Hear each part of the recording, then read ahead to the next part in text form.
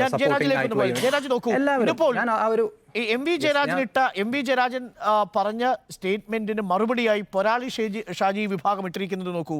CPM പ്രതിരോധത്തിലാകുന്ന സാഹചര്യങ്ങളിലെല്ലാം പോരാളി ഷാജിയിൽ നിന്ന് പിന്തുണയാണ് ലഭിച്ചിരുന്നത്.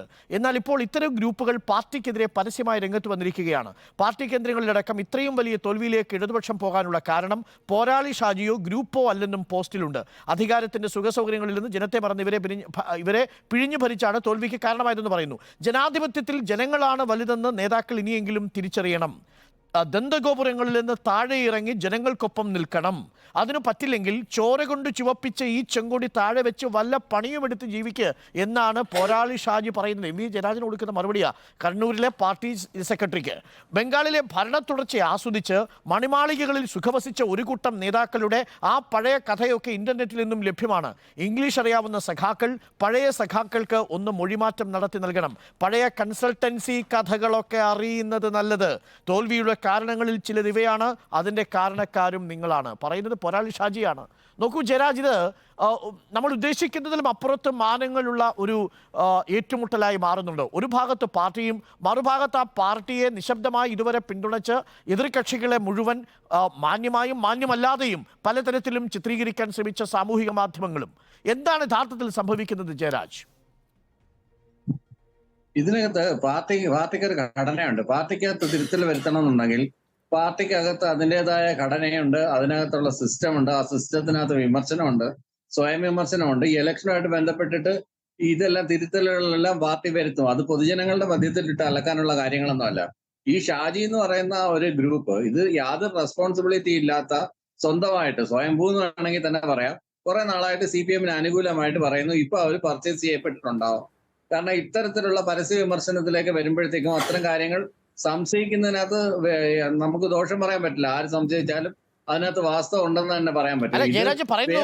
ഇത്രയും വലിയ തോൽവിയിലേക്ക് ഇടതുപക്ഷം പോകാനുള്ള കാരണം പോരാളി ഷാജിയോ ഗ്രൂപ്പോ അല്ല, അധികാരത്തിന്റെ സുഖസൗകര്യങ്ങളിൽ ജനത്തെ മറന്ന് അവരെ പിഴിഞ്ഞു ഭരിച്ചതാണ്. അതായത് പാർട്ടി എടുത്തിരിക്കുന്ന ഒരു നിലപാട് ആന്റി ഇൻകുംബൻസി കേരളത്തിൽ ഇല്ല എന്നുള്ളതാണ്. അതാണ് മുഖ്യമന്ത്രി തുടർച്ചയായി നിയമസഭയിൽ പറയാൻ ശ്രമിച്ചുകൊണ്ടിരിക്കുന്നതും. പക്ഷേ CPI-യോ എന്തിനേറെ CPM-ലെ ചില ഘടകകക്ഷികളോ ഈ CPM-ലെ ചില ഘടകങ്ങളോ അത് വിശ്വസിക്കുന്നതേയില്ല.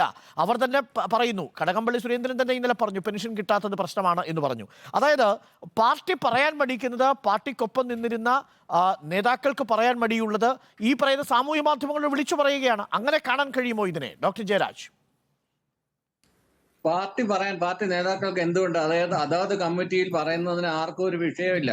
ഇത് പുറത്തിട്ട് അലക്കരുത് എന്നുള്ളൊരു ധാരണ ഉണ്ടായതുകൊണ്ട് ഉൾപാർട്ടി ജനാധിപത്യം നല്ല രീതിയിൽ കൈകാര്യം ചെയ്യുന്ന ഒരു പാർട്ടി ഇപ്പോഴും CPIM എന്ന് പറഞ്ഞ പാർട്ടി മാത്രമാണ് കേരളത്തിലുള്ളതെന്ന് അഭിമാനത്തോടെ പറയാൻ കഴിയാവുന്നതുകൊണ്ടും ഒരു കാര്യം വ്യക്തമായിട്ട് പറയാം, ഇത്തരത്തിലുള്ള പരസ്യമായ അലക്കലുകളിലല്ല, ഒരു പബ്ലിക് ലോണ്ടറിയിലല്ല ഇത്തരം കാര്യങ്ങൾ സെറ്റിൽ ചെയ്യേണ്ടുന്നത്. ഈ ഒരു തെരഞ്ഞെടുപ്പ് പരാജയം എന്ന് പറഞ്ഞാൽ ഇതൊരു ലോക്സഭാ തെരഞ്ഞെടുപ്പ് പരാജയമാണ്. ഇവിടുത്തെ പൊളിറ്റിക്കൽ ട്രെൻഡ് എടുത്ത് നോക്കിക്കഴിഞ്ഞാൽ എന്തെല്ലാം കൊടുക്കലുകൾ വാങ്ങലുകളും എന്തെല്ലാം അന്തർധാരകൾ ഇതിന്റെ ഇടയിലൂടെ പക്ഷേ എന്റെ ചോദ്യം ഡോക്ടർ ജയരാജ് നോക്കൂ, ആ അന്തർധാരകളൊക്കെ സജീവമാകുമ്പോഴും ഈ തെരഞ്ഞെടുപ്പ് വരുന്നതിന് മുൻപ് ഈ പാർട്ടിയിലെ നേതാക്കളൊക്കെ ഈ പറയുന്ന പോരാളി ഷാജിയുടെയും ചെമ്പടയുടെയും ഈ ചെങ്കതിരിന്റെയും ഒക്കെ ആനുകൂല്യങ്ങൾ അനുഭവിച്ചവരാണ്. അവർ ഉയർത്തുന്ന പ്രതിരോധത്തിന്റെ തണലിൽ നിന്ന നേതാക്കൾ കൂടിയല്ലേ. അപ്പോൾ ഈ തെരഞ്ഞെടുപ്പ് വരുന്ന സമയത്ത് സ്വാഭാവികമായും തങ്ങൾ വളർത്തിവിട്ടിരിക്കുന്ന സാമൂഹിക മാധ്യമ ഗ്രൂപ്പുകളെ അന്ന് ഒരു തരത്തിലും, നേരത്തെ മിഥുനും സരിനും ഒക്കെ സൂചിപ്പിച്ചതുപോലെ, ഈ തങ്ങൾക്ക് അനുകൂലമായ നിലപാടെടുക്കുമ്പോൾ അത് എത്ര അമാന്യ രീതിയിലാണെങ്കിലും അതിനെതിരെ ഒരു വാക്കുകൊണ്ട് പോലും പ്രതികരിക്കാതെ അന്ന് പുലർത്തിയിരുന്ന നിശബ്ദതയാണോ ഇപ്പോൾ സംഭവിച്ചു പോയ ഈ വലിയ ആക്രമണത്തിന് ഇടയാക്കേണ്ടി വരുന്നൊരു സാഹചര്യം ഉണ്ടാക്കിയത്? അഥവാ അന്ന് നിശബ്ദത പാലിച്ചതാണോ ഇപ്പോൾ ഒരു വലിയ വില നൽകേണ്ടി വന്നിരിക്കുന്നത് CPM-ന്? ഇതിനകത്ത് വേണ്ടുന്നതെന്ന് വെച്ച് കഴിഞ്ഞാൽ ഈ ഒരു വിഷയങ്ങൾ മൊത്തം കൊണ്ടെത്തിക്കുന്നത് എന്തുകൊണ്ടൊരു തിങ്ക് ടാങ്ക് ഉണ്ടാവുന്നില്ല, എന്തുകൊണ്ടൊരു സോഷ്യൽ മീഡിയ ഹാൻഡിൽസ് ഉണ്ടാവുന്നില്ല പാർട്ടിയുടെ ഔദ്യോഗികമായിട്ട്? അതുണ്ടായിരുന്നെങ്കിൽ ഇത്തരം കാര്യങ്ങളൊക്കെ നെഗ്ലക്ട് ചെയ്യാമല്ലോ. ഇതൊന്നും ഞങ്ങളുടെ അഭിപ്രായമല്ലെന്ന് പറഞ്ഞ് തുറന്ന് സമ്മതിക്കുക. ഇപ്പൊ കോൺഗ്രസിനുണ്ട്, BJP-ക്കുണ്ട്. കോൺഗ്രസ് പിന്നെ നേരത്തെ അക്കൗണ്ടബിലിറ്റിയെ കുറിച്ച് പറഞ്ഞു. ധാരാളം നുണപ്രചരണങ്ങൾ നടത്തുന്ന കാര്യത്തിൽ കോൺഗ്രസിന്റെ കേരളത്തിലെ ഘടകത്തിന്റെ സോഷ്യൽ മീഡിയ ഹാൻഡിലുകളെല്ലാം ഒബ്സർവ് ചെയ്യുന്ന ഒരാളാണ് ഞാൻ.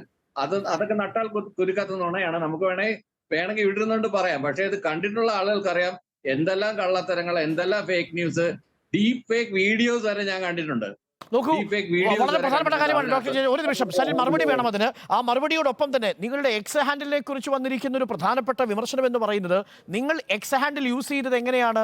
നിങ്ങൾ അതിൽ സിനിമയുമായി ബന്ധപ്പെട്ട കാര്യങ്ങൾ ഇട്ടു, മീമികൾ ഇട്ടു. പക്ഷെ അതേസമയം BJP-യുടെ സോഷ്യൽ ഹാൻഡിലുകൾ ഉപയോഗിച്ചിരിക്കുന്നത് അവർ കാര്യമാത്ര പ്രസക്തമായ വിഷയങ്ങൾ ചർച്ചയ്ക്കെടുത്ത് എതിരാളികളെ മറുപടി പറയത്തക്ക രീതിയിൽ ഹുക്ക് ചെയ്തു. പക്ഷെ നിങ്ങളതിനെ പരിഹാസം ജനിപ്പിക്കുന്ന രീതിയിലേക്ക് ജനങ്ങളിലേക്ക് എത്തിക്കാൻ ശ്രമിച്ചു എന്നുള്ളതാണ് എക്സ് ഹാൻഡിലിൽ നിങ്ങളുടെ ദേശീയ തലത്തിൽ എക്സ് ഹാൻഡിലുകൾ ട്രീറ്റ് ചെയ്തവരെ കുറിച്ച് പോലുമുള്ള ഒരു പ്രധാനപ്പെട്ട ആക്ഷേപം. അതിനോടൊപ്പം ജയരാജ് പറയുന്ന ഒരു കാര്യം കൂടിയുണ്ട്.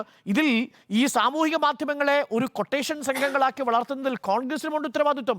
നിങ്ങളുടെ തന്നെ പ്രൊഫൈലുകളിൽ അസത്യപ്രചരണം നടന്നുവെന്നാണ് ജയരാജൻ പറയുന്നത്. ഡോക്ടർ സരിൻ. കേൾക്കാൻ നല്ല രസമൊക്കെ ഉണ്ട് അരുൺ അത് ഒച്ചത്തിൽ സംസാരിച്ചതുകൊണ്ട് അത് സെൻസേഷണലൈസ്ഡ് ആവുമെന്നും ഈ നാട്ടിലെ ജനങ്ങൾ അത് വിശ്വസിക്കുമെന്നും ഞാൻ വിശ്വസിക്കുന്നില്ല.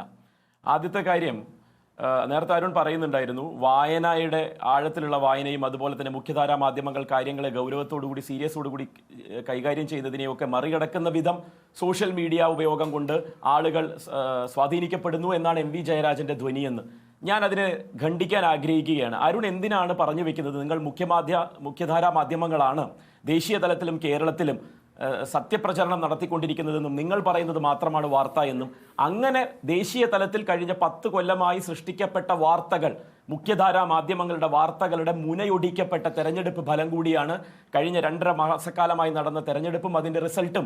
ജനങ്ങൾ നിങ്ങളെ വിശ്വസിക്കുന്നില്ലാത്ത ഇടത്തേക്ക് നിങ്ങൾ തന്നെ അത് കൊണ്ടുവന്ന് എത്തിക്കുന്നതിൽ വലിയ പങ്ക് വഹിക്കുന്നുണ്ട്. ഇത് കേരളത്തിലെ മാധ്യമങ്ങളെ അടക്കം മുൻനിർത്തി അത് പറയാൻ ആഗ്രഹിക്കുകയാണ്. ഒരുപക്ഷെ ദേശീയ തലത്തിൽ എത്രത്തോളം അത് ആഴത്തിൽ വേരൂന്നിയിട്ടുണ്ടോ, ഒരുപക്ഷെ ഭരണത്തിലിരിക്കുന്നവരുടെ സ്വാധീനവും അവർക്ക് വേണ്ടി ഓശാന പാടുന്ന രീതികളും എത്രത്തോളമാണ് ഗോഡി മീഡിയ എന്നുള്ള അർത്ഥത്തിലേക്ക് മടിയിലിരുത്തി കഥ പറഞ്ഞു കൊടുത്ത് ആ പറഞ്ഞു കൊടുക്കുന്ന കഥ അതുപോലെ തത്തമ്മേ പൂച്ചപ്പൂച്ച എന്ന് പറയുന്നത് പോലെ പറയുന്ന തരത്തിലുള്ള മാധ്യമങ്ങളെ വിശ്വസിക്കണം എന്നുള്ള നിങ്ങളുടെ അവകാശവാദത്തെയാണ് ദേശീയ തലത്തിലുള്ള ഈ ഇലക്ഷൻ റിസൾട്ട് പൊളിച്ച് കൈ തന്നിരിക്കുന്നത്. ഇനി വരാൻ പോകുന്നതും സിറ്റിസൺ ജേർണലിസ്റ്റുകളുടെ കാലമാണ് അരുൺ. നിങ്ങൾക്കത് മനസ്സിലായിട്ടില്ലെങ്കിൽ ഞാൻ ഒരു മിനിറ്റ് ഞാൻ പറയട്ടെ അരുൺ, ഞാനും പറയട്ടെ, ഞാൻ മുഴുവൻ പറയട്ടെ. ഞാൻ പറഞ്ഞു വന്നത് ദേശീയ രാഷ്ട്രീയത്തിലുള്ള റിഫ്ലക്ഷനാണ് തുടക്കത്തിൽ പറഞ്ഞു വന്നത്. അല്ലാതെ ഞാൻ ഇവരെ ഒന്നും എന്താ പറയുക ലെജിറ്റിമൈസ് ചെയ്യുകയല്ല.